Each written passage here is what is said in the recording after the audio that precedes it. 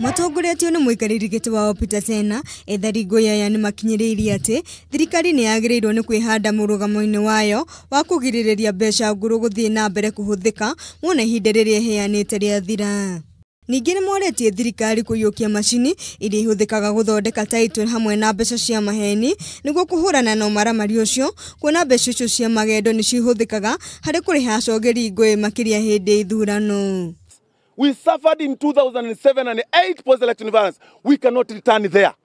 So we need everything that the president has pronounced, it should be taken seriously. Mĩario ĩno ya ethari ngũĩ aya yũkĩte o rĩrĩ mũmbunge ũrĩa ũrũgamĩrĩire Afrika ya irathĩro thĩinĩ wa mbunge Simon Mbugua na mũteteri wa ihoto cia ũmũndũ Okiya Omtata mathiĩte igoti-inĩ magĩtetia maũndũ ngũrani megemaine na mbeca njerũ.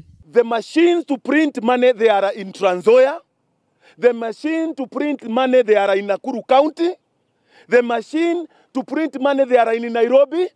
What we are telling our president, don't be lied.